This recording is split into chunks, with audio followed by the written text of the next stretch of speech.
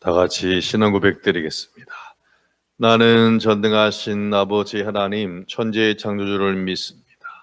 나는 그의 유일하신 아들 우리 주 예수 그리스도를 믿습니다. 그는 성령으로 잉태되어 동정녀 마리아에게서 나시고 본디오 빌라도에게 고난을 받아 십자가에 못 박혀 죽으시고 장사된 지 사흘 만에 죽은 자 가운데서 다시 살아나셨으며 하늘에 오르시어 전능하신 아버지 하나님 우편에 앉아 계시다가 거기로부터 살아있는 자와 죽은 자를 심판하러 오심. 나는 성령을 믿으며 거룩한 공교회와 성도의 교제, 죄를 용서받는 것과 몸의 부활과 영생을 믿습니다. 아멘. 찬송가 197장, 찬송가 197장을 찬양합니다. 은혜가 풍성한 하나님은 믿는 자 한 사람 한 사람 어제나 오늘도 언제든지 편찮고 보호해 주시네. 주여 성령의 은사들을 오늘도 내리어 주소서. 성령의 뜨거운 불길로서 오늘도 충만케 하소서. 정욕과 죄악에 물든 마음을 성령의 불길로 태우사 정결케 하소서. 태우소서. 깨끗게 하여 주옵소서. 주여 성령의 은사들을 오늘도 내리어 줍소서. 성령의 뜨거운 불길로서 오늘도 충만케 하소서. 일생의 제물로 돌아가신 어린 양 우리 주 예수여 구속의 은혜를 내리시사 오늘도 구원해 주소서. 아멘. 주여 성령의 은사들을 오늘도 내리어 주소서. 성령의 뜨거운 불길로서 오늘도 충만케 하소서.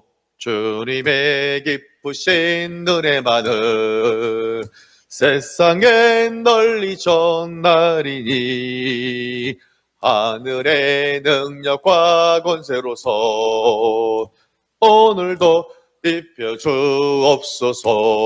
아멘. 주여 성령의 은사들을 오늘도 내리어 주소서. 성령의 뜨거운 불길로서 오늘도 충만케 하소서. 주여 주여 성령의 은사들을 오늘도 내리어 주소서. 성령의 뜨거운 불길로서 오늘도 충만케 하소서. 아멘. 말씀은 구약성경 예레미야 32장 1절에서 15절까지 말씀입니다. 구약성경 1103면 예레미야 32장 1절에서 15절까지 천천히 교독하시겠습니다. 유다의 시드기야 왕 열째 해 곧 느부갓네살 18째 해에 여호와의 말씀이 예레미야에게 임하니라.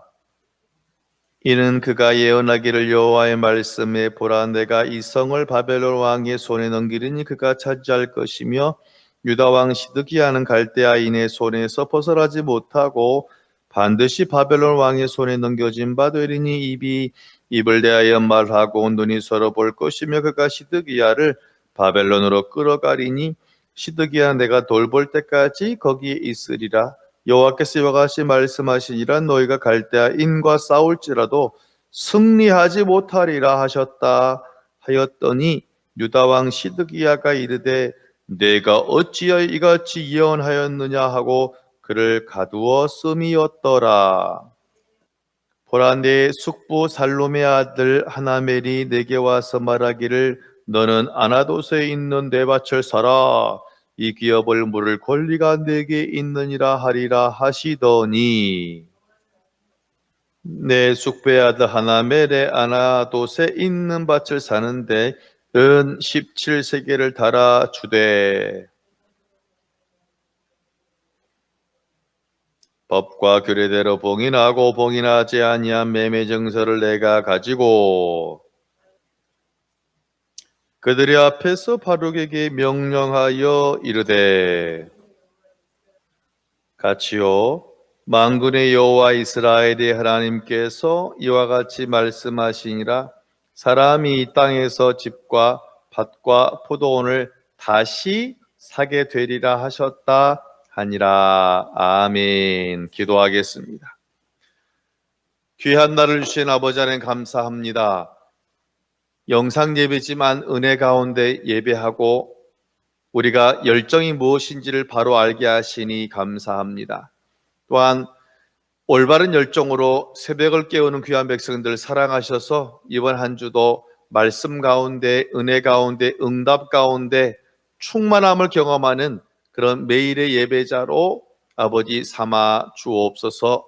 모든 걸 주님께 맡기오며 예수님 이름으로 기도하옵나이다. 아멘. 옆 사람에게 인사합니다. 반갑습니다. 자, 오늘 말씀의 제목을 따라합니다. 재테크와 말씀 테크. 자, 재테크는 뭐냐? 돈을 늘려나가는 투자죠.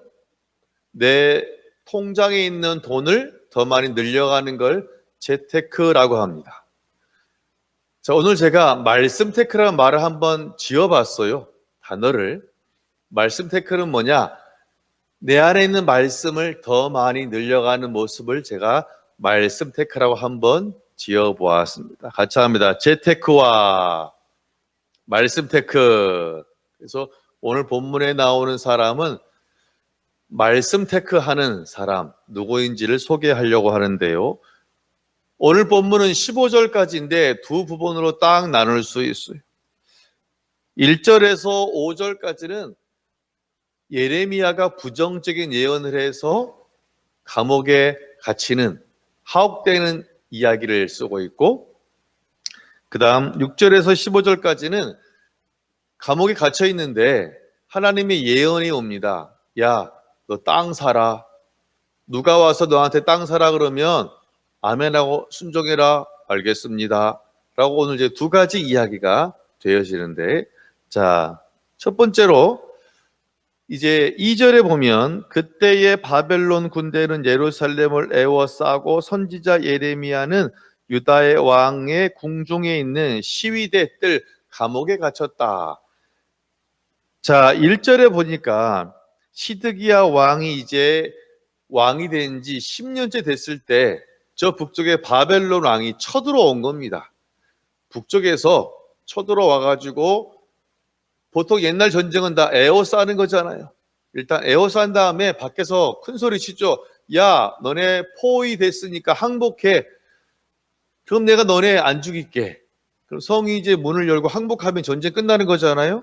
근데 성의 문을 열지 않는다는 것은 이건 전쟁하겠다는 의지가 있습니다. 즉 시드기야 왕이 10년째 통치하고 있을 때 저 북쪽에서 쳐들어와서 성을 에워싼 겁니다. 느부갓네살 왕이. 그리고 역시 그러죠. 너네 항복해. 안 그러면 너네 다 죽어. 이제 그런 전쟁 상황이에요. 전쟁 상황. 근데 성경에 보니까 예레미야가 지금 보니까 감옥에 들어갔어요. 그 이유에 대해서 여러분 성경에 전혀 긴 거 처음 봤는데 한 절이 지금 3절에서 5절까지 저 숨막혀 죽을 뻔했습니다. 보세요. 왜 지금 예레미야가 이 지금 위험한 상황에서 지금 감옥에 갔냐면 다른 것이 아니라 이 3절, 4절, 5절의 한마디로 그거예요. 시드기야 왕, 내가 아무리 수고하고 아무리 항전을 해도 우리가 저 바벨론을 이길 수 있다 없다? 이길 수 없어. 누구 뜻이니까? 하나님의 뜻이니까. 그래서 괜한 짓 하지 말고 포기하래요. 그 얘기를 지금 현재 예레미야가 시드기야 왕에게 하고 있습니다. 아니 지금 상황이 지금 바벨론식이 우리나라를 지금 뺑 둘러싸가지고 서울을 둘러싸가지고 항복하라 그런 위기 가운데 오히려 동네마다 다니면서 항복해라, 우리나라는 결코 이길 수 없습니다, 하나님의 뜻입니다 라고 말하니까 여러분 좋아할 사람 있겠어요?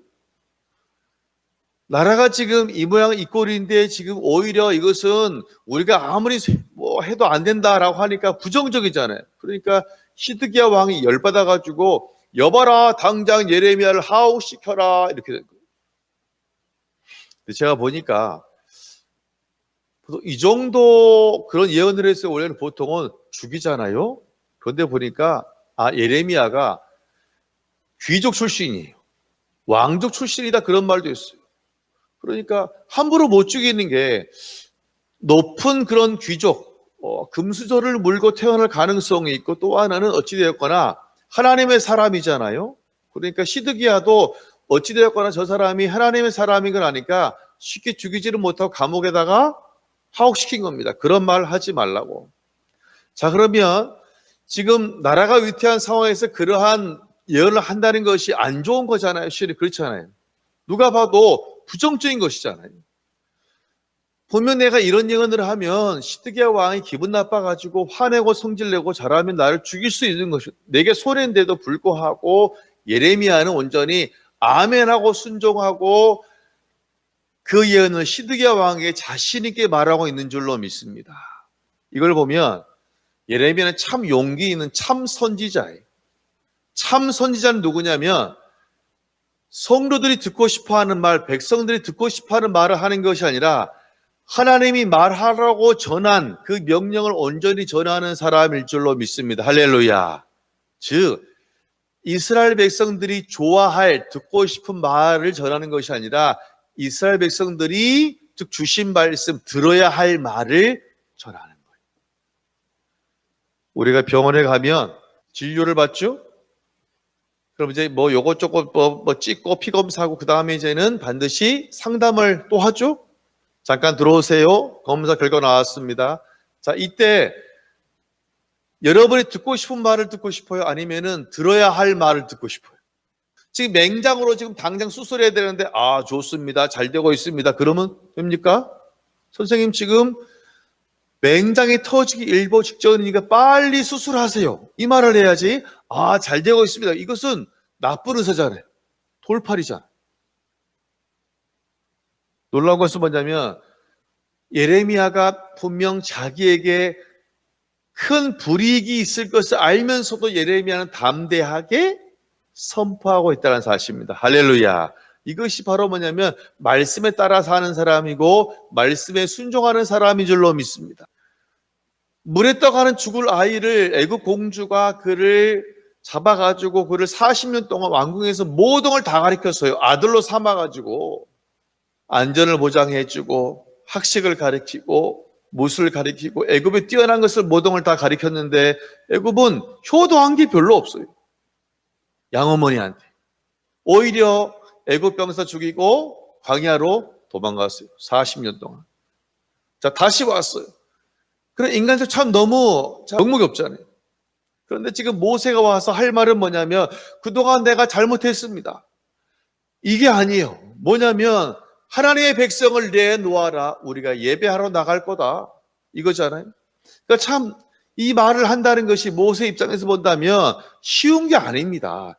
우리가 볼 때 남의 일이 쉬운 것 같지만 놀라운 사실은 모세가 일단 사명을 받고 난 후에는 담대하게 자기 손해가 있다는 것을 예상하면서 온전히 가서 바로에게 담대히 하나님 백성을 내놓으라고 이야기하고 있다는 것입니다. 할렐루야. 이것이 바로 뭐냐면 말씀을 따라가는 사람이 재테크하는 것이 아니라 말씀을 따라가는 사람이 바로 누구냐면 오늘 예레미야고 또한 모세라는 사람이. 그래서 이것 때문에 결국은 이 3에서 5절 끝에 보니까 유다 왕 시드기야가 이르되 내가 어찌하여 이런 부정적인 예언을 하느냐 하고 그를 가두었음이었더라. 할렐루야. 여봐라, 당장 저 부정한 말을 하는 저 예레미야를 감옥에 하옥시켜라, 이렇게 된 겁니다. 그래서 바로 왕 옆에 있는 감옥에 갇혔다. 바로 오늘 본문의 상황입니다. 만약 예레미야가 이러한 예언을 하지 않았더라면 왕 감옥에 갇힐 일이 있다 없다? 없잖아요. 세상적으로 본다면 이건 참 손해 아니에요. 손해인 거예요, 손해. 그럼에도 불구하고 온전히 예레미야는 돈을 택하지 아니하고 말씀을 택하였어요. 두 번째 말은 뭐냐면 그가 이제는 이 부정적인 예언을 한 이유로 인해서 지금 감옥에 들어가 있습니다. 그럼 감옥에 들어가면 융숭한 대접을 받을까요? 아니잖아요. 힘들 거 아닙니까? 즉 감옥에 있는데 지금 하나님의 예언이 딱 두 번째가 오는 겁니다.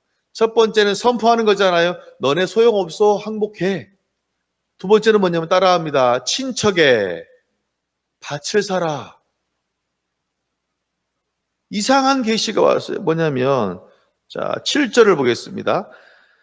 보라, 내 숙부 살롬의 아들 하나멜이, 캐라멜이 아니라 하나멜이 내게 와서 말하기를 예레미야야, 아나돗에 있는 내 밭을 사라. 이 기업을 물을 권리가 내게 있느니라 하리라 하시더니, 자, 이 기업을 물은다는 것은 우리 뭐 물건 사고 물러주세요, 이게 아니에요. 환불이 아니라 이어간다. 즉 어떤 사람의 권리를 내가 계속해서 이어간다는 것이 물을 것이다 란 말이에요. 이 말은 뭐냐면 이제 하나멜이 와서 내가 밭을 팔려는데 순서적으로 일단은 내가 먼저 1순위니까 너 밭을 사라, 이것이. 자, 한번 생각해 보세요. 현재 지금 예레미야가 어떤 예언을 했냐면 이 예언에서요, 우리나라가 잘 될 것이다, 망할 것이다? 망할 것이다. 그러니까 지금 바벨론 왕이 포위하고 있으니까 항복해. 그리고 우리나라가 망하면 몇 년 동안? 70년 동안 우리는 노예 생활을 해야 돼. 그때 지나야지 회복이 되는 거야. 자, 그럼 생각해 보세요. 지금 분명히 자기 입으로 나라가 망한다고 예언을 했고 회복되려면 몇 년 걸린다. 70년이 되면 그럼 땅을 사야 됩니까? 안 사야 됩니까? 요즘 저는 못 사지만 여러분, 금값이 올라가요, 내려가요? 올라가죠? 경제가 어려우면 금값이 올라가요. 사람들이, 왜냐하면 금의 가치는 잘 변하지 않아요. 그러니까 실은 지금 분명히 예레미야 입으로, 자기 입으로 우리나라 망할 거예요. 그러면 절대로 집을 사면 안 돼요. 땅을 사면 안 돼요. 금을 사야지. 달러를 사야지. 그런데 지금 뭐라 말씀하시냐면 하나님의 예언은 예레미야야, 내가 지금 돈을 들여서 땅을 사라라고 명령하셨어. 이건 지금 재테크와 반대되는 개념이에요. 예레미야가 이것을 알고 있잖아요. 당연히 이건 산수예요, 산수. 지금 자신의 입으로 분명히 우리나라 망할 것이라고 예언해놓고 집을 사면 이건 말이 안 되잖아요. 그러니까 지금 분명히 재테크로 본다면 절대로 집이나 땅을 사면 안 됩니다, 예레미야는. 그런데 예레미야는 그때 순종할까요, 순종하지 않을까요? 순종해요. 할렐루야. 9절을 보세요. 시작. 내 숙부의 아들 하나멜의 아나돗에 있는 밭을 사는데 은 17세겔을 달아주되. 자, 그럼 예레미야는 지금 바보 아닙니까? 재테크가 아닌 지금 말씀 테크를 하고 있는 거예요. 재테크면은 밭을 사면 안 됩니다. 이 전쟁 상황에서 70년간 또 포로일 텐데 내가 써보지도 못하고 죽을지도 모르거든요. 실은 세상적으로 본다면 바보 아니에요, 바보. 그런데 예레미야는 그러한 가운데서도 뻔히 보이는 데서도 온전히 하나님 말씀에 순종하는 말씀 테크를 하고 있다는 사실. 그럼 우리는 하나의 질문이 우리 가운데 있어요. 근데 목사님, 왜 하나님이 갑자기 생뚱맞게 감옥에 있는데 밭을 사라 그래요? 그것이 바로 뭐냐면, 자, 15절이에요, 15절. 만군의 여호와 이스라엘의 하나님께서 이같이 말씀하시니라. 사람이 이 땅에서 집과 밭과 포도원을 어떻게 다시 사게 되리라 하셨다 하라. 할렐루야. 따라합니다. 다시 사게. 몇 년 후에요? 70년 후에. 지금 오늘 본문에 두 가지 예언이 나온 겁니다. 한 가지는 우리나라가 망할 것이니 절대로 싸우지 마세요. 이거 소용없는 거야. 이것은 우리가 싸움에 지는 일이고 이것은 하나님의 계획이니까 제발 시드기야 왕 그냥 항복하세요. 첫 번째였고, 두 번째는 뭐냐면 비록 우리가 망하겠지만 몇 년 후에는 70년 후에는 다시 회복될 거야. 그러니까 그것을 위해서, 나중을 위해서 집을 사라, 투자하라 이거예요. 투자하라. 이것은 뭐냐면 우리나라가 70년 후에는 회복돼서 그러한 거래가 이루어질 것이라는 건 미리 70년 전 지금 상상을 통해서, 지금 바로 뭐냐면 계시를 통해서 생각으로 보여주라는 것입니다. 할렐루야. 참 저는 이번에 새롭게 봤어요. 예레미야는 자기의 물질 손해가 있는 재테크의 실패의 길을 택합니다. 대신에 말씀 택하는 길을 택하였다는 사실입니다. 그런데 여러분, 오늘 보너스가 있어요. 보너스. 같이 합니다. 보너스. 자, 우리가 2000년 전에, 좀 더 최근에, 우리 한 500년 전 조선시대에 우리가 땅을 사고 그러면 보통 이제 문서를 우리가 주고받잖아요. 우리 옛날에 집문서 그런 거 있잖아요. 끝나잖아요. 자, 이스라엘 경우는 어떻게 했을까? 자, 한번 2000년 전에 뭘 했는지 보세요. 어디가 더 치밀한지. 자, 10절을 보겠습니다. 시작. 증서를 써서 봉인하고 그 다음에 뭘 세워요? 증인을 세우고 은을 저울에 달아주고, 그 다음에 11절 법과 규례대로 뭐하고 봉인하고 봉인하지 아니한 매매 증서를 내가 가지고, 그리고 그 다음 절에 보면 사람들 앞에서 내가 거래했다는 것을 알리라 이거예요. 자, 보세요. 첫 번째는 대금을 줄 때 은을 줬는데 그냥 제가 그 사람 만나서 한번 주면 안 돼.